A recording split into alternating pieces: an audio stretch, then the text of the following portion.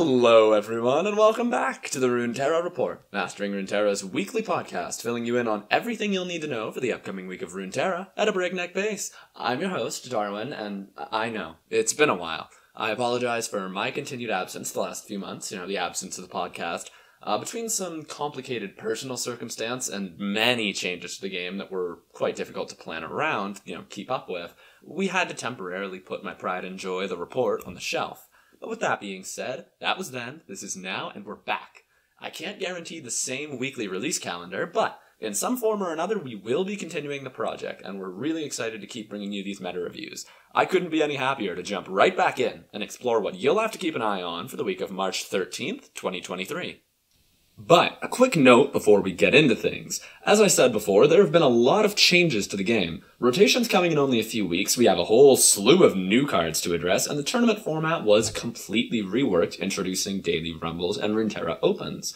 For the time being, I'm going to try to give my thoughts on these decks and their rumble power level versus their ladder power level, but it should be taken into account that I'm first and foremost a ladder player and I work with ladder statistics. Take my rumble opinions with a few grains of salt and understand that your own experimentation will take you very far in this new game state. I know that the current rumble format is singleton rather than best of 3 traditional, but I'm not even going to try and rate deck power level for singleton. Every deck I talk about today is ineligible for the format anyways, so this week, I'm just going to be rating the power level of these decks in a brief, best of 3 lineup kind of format, suggesting what you may want to pair it with, how strong I generally think it is, that sort of thing. When we get to Unlimited Champions next week, I'll probably try doing that. We'll see. And with that being said, we've moved to a parallel universe in the time that I've been gone. The top dogs, or perhaps more accurately the top ramhounds, are Demacian mid-range decks. The first and foremost winner has undeniably been Jayce Lux. With the buff to Albus Pharaohs and the introductions of Formula and blocking Badger Bear, this classic pairing is seeing new life atop the meta. They beat Elites, Ryze, most EVELYNN and Kayle decks, but they noticeably lose to EVELYNN's pairing with Kai'Sa, as well as the Weapon Masters Jax Ornn, TaliZiggs, and Jinny. Formula and Badger Bear are the secret sauce, and more than likely are best as 3 of inclusions in the list. While my normal stats site actually doesn't include either of the new cards yet for some reason, Legna's data shows us that the best versions of the deck are typically the ones that run multiple copies of each. Those cards offer a variety of new valuable options on turn 3 to keep up your tempo and should never be ignored. Arguably the most successful pairing we've seen in years for either of these champions, Jayce Lux is a force to be reckoned with, and it should be picked up immediately for those who just want LP. It was my main laddering deck for a while, it's not terribly difficult to learn, and it's extremely rewarding. With regards to rumbles, it actually pairs very well with Elites, another top deck since they have reasonably similar matchup spreads. Lurk is also decent to match it with, but the third deck is entirely up to you at the end of the day.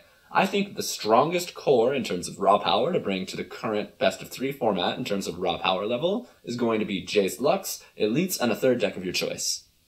And while it's not quite as consistent as the deck above, there's another more aggressive Demacian archetype causing havoc on ladder. If you've been playing, you know exactly what I'm talking about. Garen Jarvan, or alternatively Garen Jarvan Kayle, the hipster's choice, has been abusing Badger Bear and running over the competition with some unfair high rolls. While the deck needs to hit the right hand to really go insane, the potential for crazy draws is there and has been proven time and time again. Elites don't love the Jayce Lux matchup, and Weapon Masters aren't super easy either, but the main threat seems to be the overwhelmingly efficient removal and plentiful blockers of Jayce Heimerdinger. When it comes to the Kayle version versus the Kayle-less version, the fully Demacian version seems to be performing at a slightly higher level in most cases. I can't say with 100% certainty that it's better, since I haven't played enough of both to personally decide, but the consistency of a deck that can't miss Allegiance is always nice, and a few extra Elites in place of those Targon cards will just benefit more from your Battlesmiths, your Squires, and your Trackers. As stated previously, I think Elites forms a very strong core with Jayce Lux in the current best of 3 format. Neither's extremely difficult to start out learning, so I'd recommend you throw them together and run through the competition. For the first time in a very long time, the Demacian army is showing its true power, and these Elites are skewering the opposition. So, EVELYNN, what are we going to do with you? There are a few strong EVELYNN decks out there. I'm going to try and cover all the relevant ones in a single section, and we'll see how that goes. The first one that bears mentioning is definitely going to be EVELYNN Kai'Sa. A competitive Void Gate deck? Well, it depends who you ask. The best versions of the deck do seem to be the ones that forego that landmark and focus on a more consistent game plan, but it can add some spice and explosiveness to the brew without a doubt. Steam's buffs have really revolutionized EVELYNN, and the Steam into Kai'Sa curve is just so good, especially if you add a Husk to give Steam a keyword which he can then transfer to Kai'Sa. The highest win rate version of the deck in the Apex server is actually running 2 copies of the new Priestess of Desert Light, a card everyone thought was a complete joke. Again, my typical stats site doesn't actually have these cards, so I can't confirm or deny if that's a particularly good pickup. The stats back it up, and I would say that it definitely bears trying out. The deck mainly underperforms into mid-range decks that can outmuscle it a bit on the board in the mid-game. Elites, Weapon Masters, Lurkers, and other EVELYNN decks are real bad news, but you can celebrate if you run into Ryze, Landmarks, or the Dark Donger. Eve Kai'Sa seems best suited to a lineup that seeks to ban Weapon Masters, which can coincidentally slot it right in with the above 2 decks. The 3 most played, and 3 of the most successful, can be paired together for a devastating core that only has to worry about banning out Jax Ornn most of the time. Most other matchups are at least winnable for most of your decks. EVELYNN's pairings with Lucian and Viego are also worth mentioning, but not quite as strong. Particular shoutouts to the Lucian deck, which may be the best of the EVELYNN decks, and might have the best nickname of any deck in a game with Evolution. Steam is always one of the most worthwhile inclusions in these decks, of course, since his rework is really what makes EVELYNN so much stronger now. There are versions that forego Steam in favor of other cards, but I don't think there's any reason for it. Both of those decks I just mentioned, Lucian and Viego's pairings with EVELYNN, do struggle into Jayce, but otherwise their matchup spreads are quite different. Viego can crush some of Lucian's bad matchups, but is quite vulnerable to Ryze, Ginny, or Ramp. All of these decks are great in lineups that want to ban Jayce, making them a natural fit alongside Ginny, Canaleona, or Elites. Wow, EVELYNN had a long section. Well, I cannot, and I repeat, I cannot believe I'm saying this, but Ryze? Ryze is viable. He's actually performing, he's performing substantially worse now than he was like a few weeks ago, which would have been the best time to bring the podcast back. Okay, but even this is such an astonishing accomplishment compared to how he was doing the last time he released an episode. The joke was we would end every episode with a joke about how bad Ryze was. So, with that being said, it's still incredibly polarizing. Ladder's becoming more and more of a harsh environment over time. I think Ryze is a better best of 3 deck than it is a ladder deck. Ryze obliterates a few slower and greedier decks, as well as go-tall decks like Weapon Masters, but it gets put to shame by all 3 of the most popular decks in the meta, which is never a good sign. I would say he's definitely going to be better outside of ladder format, but that's also because the strongest best of 3 core is one that completely invalidates him. Ryze is far from solved in my opinion, but I'm a particular fan of some of these top inclusions. As Myjin famously said, a Ryze deck is built to do only 2 things, survive and get world runes. These top cards, like Health Potion, Jury Rig, and Gruesome Theater, all help to do that and are very worthwhile. I don't actually think Ryze is the best pick this week in full honesty, but I was not going to put him in the hazard pile again. I really wanted an opportunity to take him out of there for a few moments and just relish in him being better than a complete joke of a champion. Maybe you'll be at the top next week, buddy. And the second popular and prominent Jayce deck floating around the meta, Heimerdinger, Dark Donger, or Dark Tech, shouldn't be mistaken for some objectively lesser variant of the more popular Demacian deck. This pairing also benefited immensely from the buff to Albus Pharos and especially the release of Formula, and has shot back from a fringe pick to a meta-defining force. Another very polarizing option here, though. Crushes Elites, destroys Weapon Masters, and eviscerates Ryze, but it really hates some of the explosive Shurima combo decks designed to punish its slower game plan. Think EVELYNN Kai'Sa, TaliZiggs, or the suddenly surging Azir Irellia. This archetype has historically been a bit hard to solve, and it looks to be staying the same right now.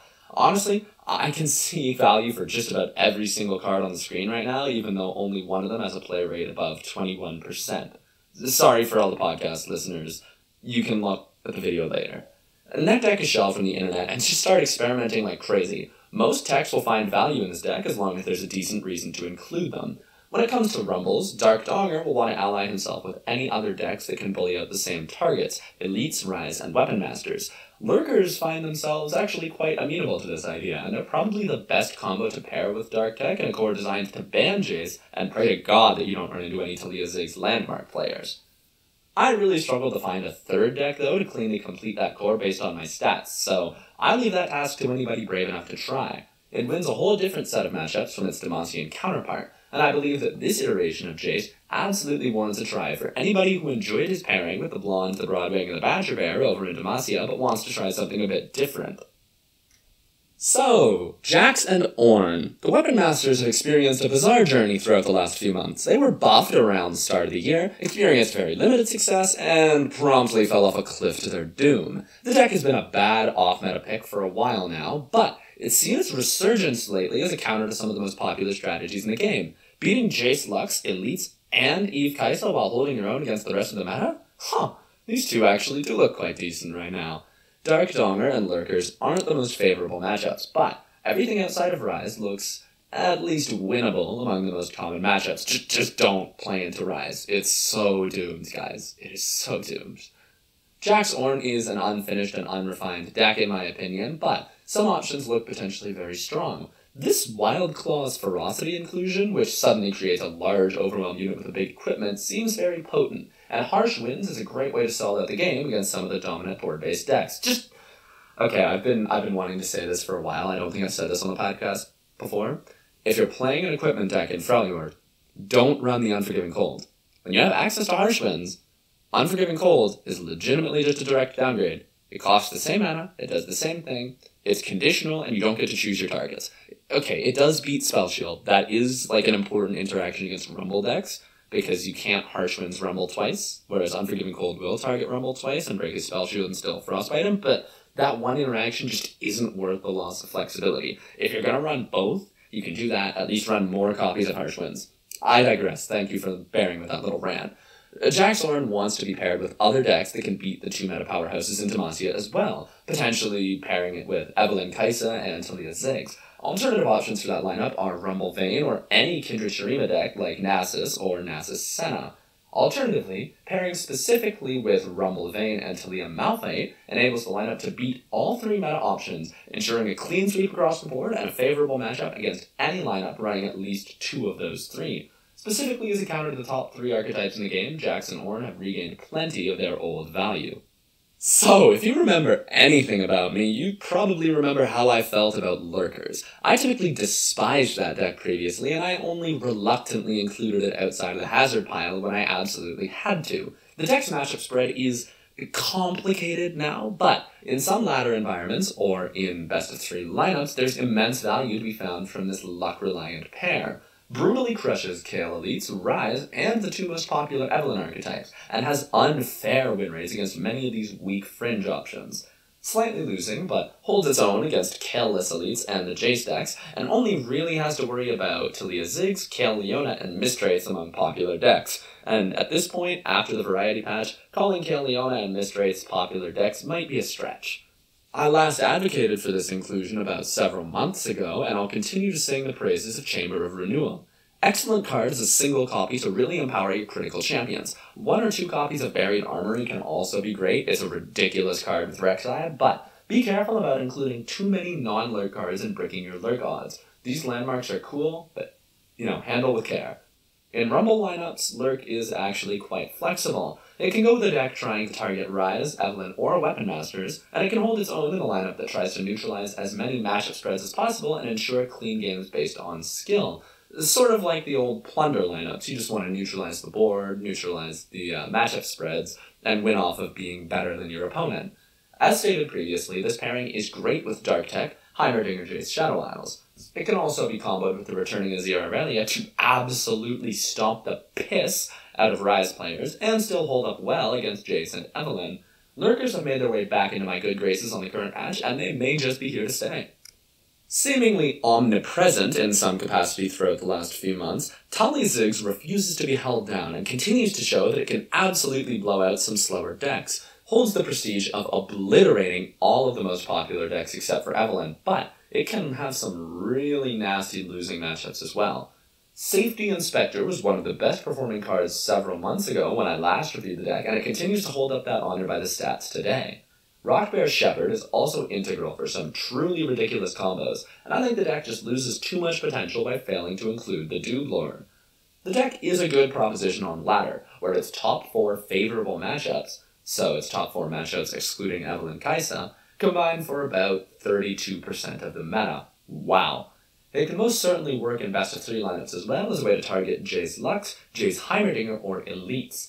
Pair it with EVELYNN Kai'Sa for excellent results, and consider pairing it with Weapon Masters as well to really piss all over the Demacia enjoyers, but if you bring TaliZiggs, you will have to plan to ban out EVELYNN, which can make things a bit complicated.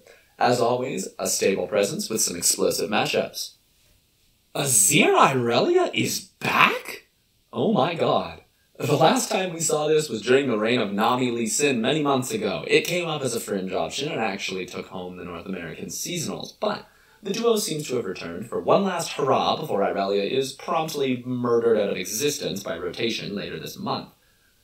This deck is most notable for its one extreme winning and one extreme losing matchup. Eviscerates Ryze, but it can't stand its ground in the slightest against elites. Actually pretty even across the board otherwise, predictably holding an edge over slow Shadow Isles archetypes, and feeling the burn against aggressive Noxus strategies. This Bloodletter Mocho thing is from Ikado's decklist if I recall correctly, and it seems to be performing excellently. I tried it for a few games on ladder, I didn't hate it.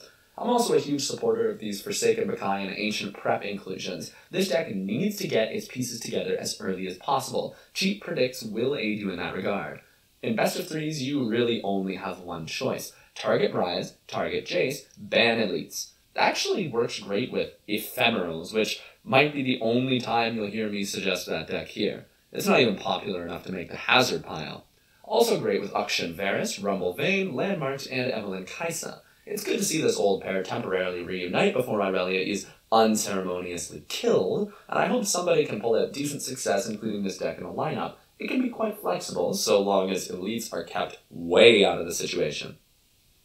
I'm just going to briefly cover some of the most popular Noxus Aggro archetypes as well. When it comes to these aggro decks, Ginny really is the best way to go. Pirates isn't terrible, but Ginny seems to be number one. It doesn't beat everything, but it destroys many of its winning matchups with unfair win rates, and it can work well in turning lineups designed to beat Ryze, EVELYNN, Weapon Masters, or the Shurima combo archetypes.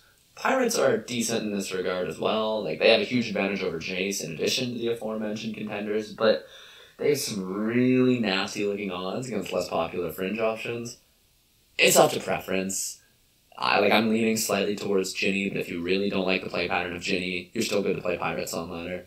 I don't believe non-Ginny or Pirate Noxus Aggro is very strong right now. The loss of Burst Reveler's Feast was devastating. Pirates can kind of compensate for that, most other decks can't.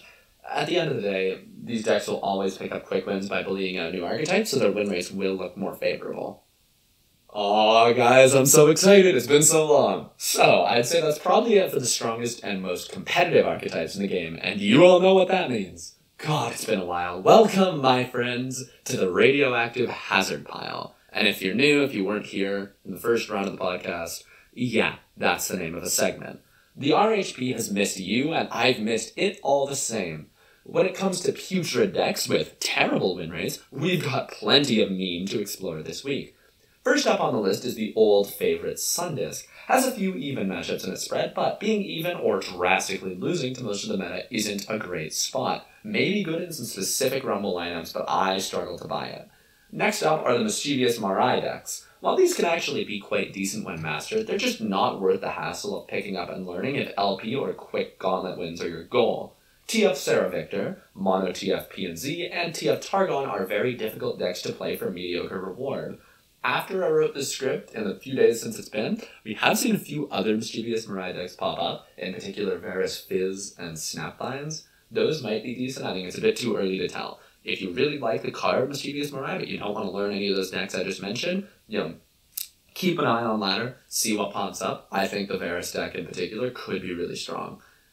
Something that's not really strong, however, is Anivia Karma. You need more than just ramp cards to win the game, my friends. It was cheeky, right? We got Winter's Touch. We wanted to just play 20 ramp cards and turtle level both the champs. But you need to survive until turn 10. Anivia Karma's not very good at that. Or not turn 10, but mana 10. Okay, that about sums it up for blatantly terrible options, but I think there were a lot of sneaky picks that could overperform in this meta. I didn't touch on everything relevant, either good or bad.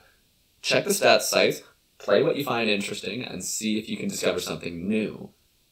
Well, everyone, been a while. That'll be just about everything for this week's Runeterra Report here on Mastering Runeterra. Thank you so much for tuning in and listening right until the end. If you have any questions or concerns about the podcast, please feel free to hit me up through the Mastering Runeterra Discord server or personally at Darwin9305. Massive shoutouts to masteringruneterra.com for making this happen, as well as every individual affiliated with the site who helped me piece together the data I needed for this podcast. Other special shoutouts go to the folks behind LOR.GG for excellent stats, as well as Legna's website for mashup data. Gathering data isn't easy, but when I can cross-reference with such reliable sources, it's a massive help to make sure I know what I'm talking about is correct. The folks at Mastering Runeterra post quite often, so if you aren't already a regular, well, I'd highly recommend you swing by and see what's in store. We've got meta tier lists, matchup spreads, and a best-of-3 ban helper for you tournament players out there, which is a lot more relevant now. All updated every few hours to ensure that we have the best data out there. We also have articles posted by top players who know their stuff nearly every single day, so you'll be sure to find something you like no matter where you look. This has been Darwin, and on behalf of everyone at Mastering Runeterra, I'd like to thank you so much for tuning in and wish you all a successful week of laddering. I hope to see you on our next episode, where we explore more of this new format together and see what can take down those pesky Demacian forces. Happy climbing! Hey guys, Darwin from Post here. Just wanted to add an update because there's one or two things that have shifted really drastically since I originally wrote and recorded the script here. So, Vault of Ophelia, now Sicilian. This is popular. I don't have a lot of faith in it. I would say this thing probably fits nicely into the hazard pile. Overall win rate below 49. It can hold up decently into the main Demacia decks. Gets absolutely crushed by Ginny. Gets absolutely crushed by Ryze to a hilarious degree. It's good in like best of 3 lineups where you want to target Demacia. If you want to ladder and target Demacia, you probably have better options. Also, speaking of Ginny, it shot up from like the 14th most played deck when I wrote and recorded the episode up to now the 3rd most popular deck. It's far and away the best Noxus Aggro. Its matchup spread still looks similar, it just got popular and its win rate got even higher. This thing is, freaking nuts. Keep playing Ginny if you want to play Noxus Aggro. If you want LP, probably don't play now Sicilian. It's very fun. It's cool that we have a Vault of Ophelia deck that's like, maybe tier 2. Maybe. That's my thoughts on everything. Just wanted to add this little bit in post for the sake of making sure that when this episode releases, it's as up to date as possible. Thank you guys. Happy climbing.